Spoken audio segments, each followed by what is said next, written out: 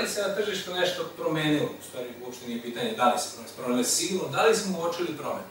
Da li smo shvatili šta je konkurent izgubio, šta je slobodan deo tržišta koji bi možda mogli uzeti? Da li geografski postoje neko područje na kome bi mogli pojačati aktivnosti?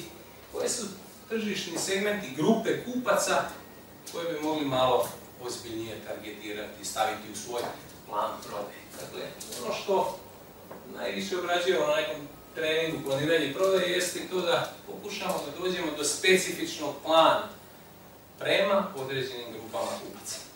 Zašto? Zato što u jednu grupu stavljamo ljude sa sličnim potrebama, a onda bi svoje aktivnosti i marketinške i prodajne trebao podrediti njihovim potrebama da bi dobio nekakav efekt iz toga. Dakle, koje su to grupe, koju se targetiram, sa kojom snagom, sa kojim elementima i tako dalje, to je jedno od pitanja koje bi morali imati na umu.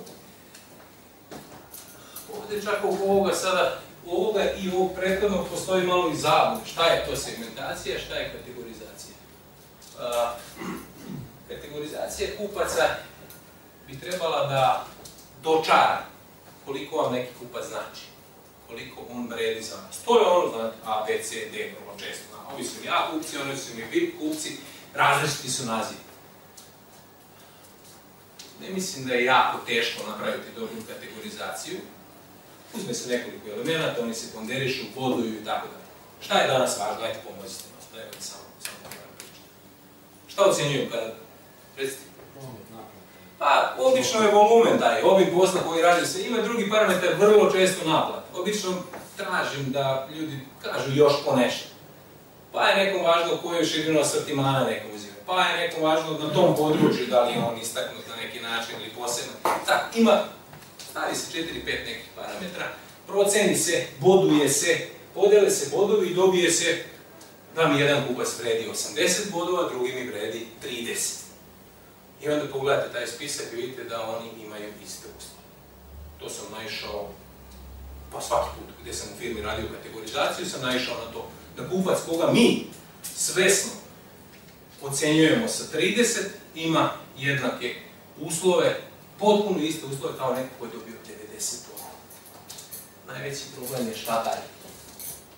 Što su s tom kategorizacijom napravio se prepino, imam kategorizaciju. Kako da je pustimo promet? Kako onome koji ima 30% rabata reći da zato što je u D kategoriji od nekog dana mora ići na manji rabat, ide na neku drugu skalu.